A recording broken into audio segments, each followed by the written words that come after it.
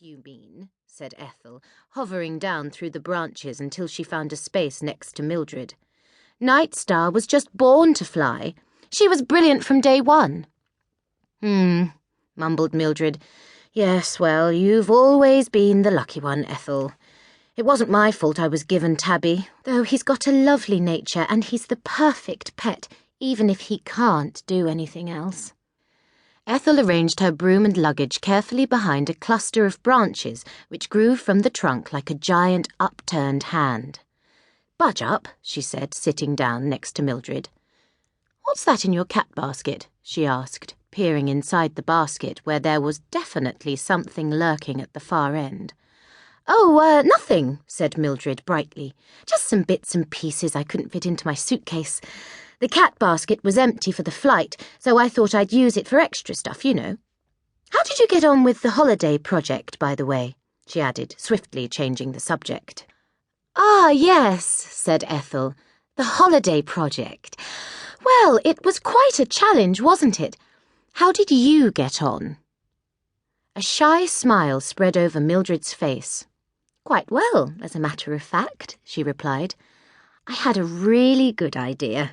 In fact, it was the best idea I've ever had in my whole life. Then I looked up all the relevant bits in an ancient spell book in our local library. It's an amazing old book, tiny print. You actually need a magnifying glass, and hardly any pictures, so it's a bit boring, but it's got everything in it.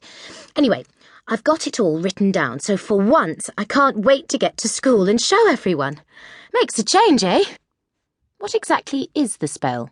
asked Ethel casually. "Well," said Mildred proudly, "it isn't actually a known spell. I sort of made it up by myself. It's to make an animal able to speak. Not like when a human turns into an animal, because when that happens, the human sort of becomes the animal and can talk as the animal would.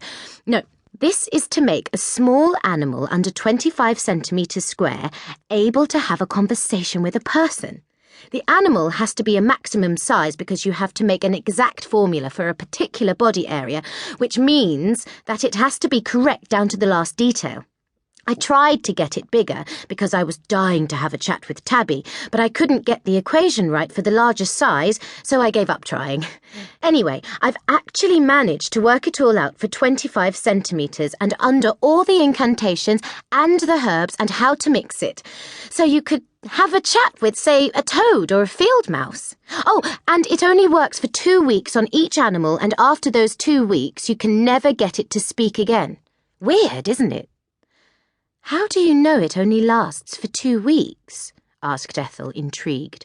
"I mean, if you invented the spell, how do you know?" Mildred smiled. "Well, actually, I have tried it," she said. "I tried it on a shrew and a young hedgehog and a newt, who all fitted the size criterion.